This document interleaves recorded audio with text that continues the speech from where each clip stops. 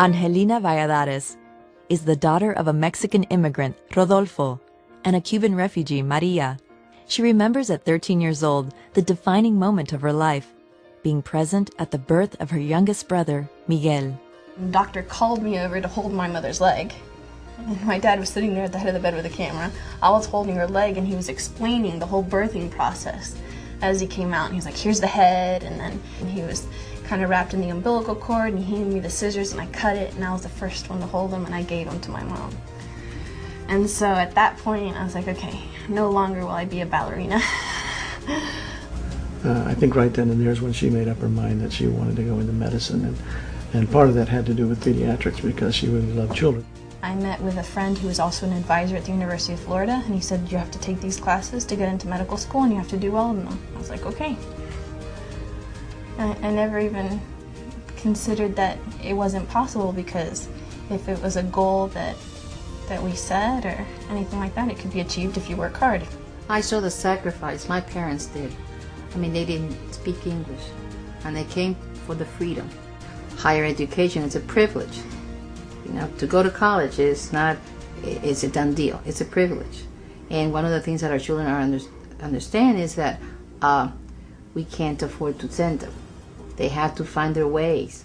My mom was like, as much college as you can get now, do it. And so I ended up being full-time at college my junior and senior year of high school.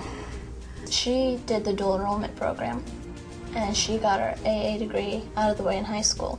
And so seeing that example that she was able to set, I was able to achieve that as well. The two things I think that I faced, one was financial and the other was just diligence, I think. It's very easy to get frustrated. It's very easy to be completely burned out working that hard for a difficult goal.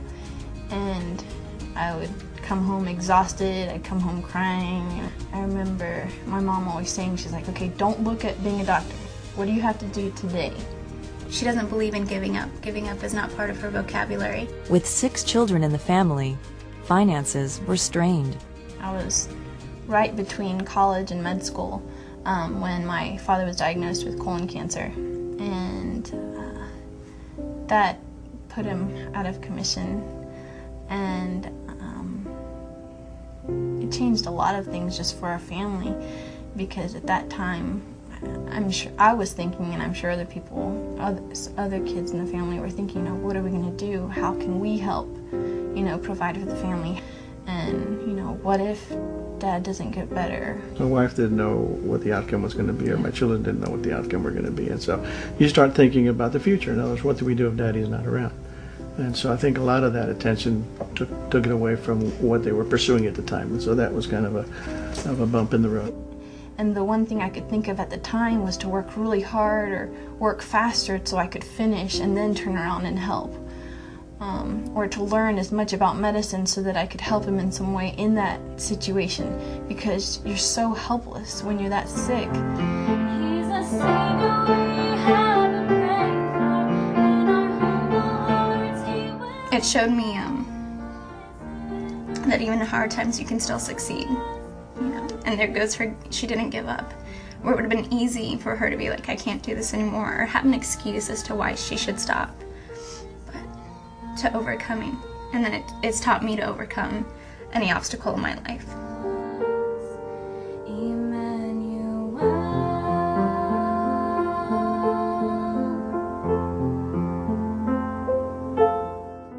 She had the Florida Pediatric Scholarship, which is 100%. They paid for everything. So sometimes I would kid, I go, they're paying you to go to school. You better, do good. And she did. But once you go into med school, all that drops off. You don't have anything. So those are the ones that you have to go to private scholarships or something like the Hispanic Scholarship. And it was the perfect time. It was in one of those dark nights that your husband is in the hospital. And, with the chemotherapy and all the treatment that they were giving him.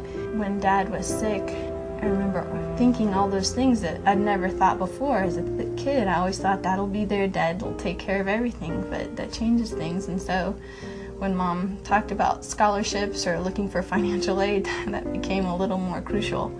Fortunately, luck smiled on the Valladares family as Angelina's father took a turn for the better. And all of a sudden, we very distinctly heard in our spirit that everything was going to be fine. And from there on, it was like we came out of that dark period. I have not had cancer now for over, what is it, now 7 years. You never realize as a kid how much financial burden your parents, and then you start growing up and you realize it really is important. And scholarships are such a blessing. They help a lot. And the Hispanic Scholarship Fund, I remember when I got that we went down to Miami kind of like as a family to receive that award, and my grandmother came and she was so honored and so blessed. Angelina Valladares is now a pediatric endocrinologist researching the prevention of diabetes and glycogen storage disease.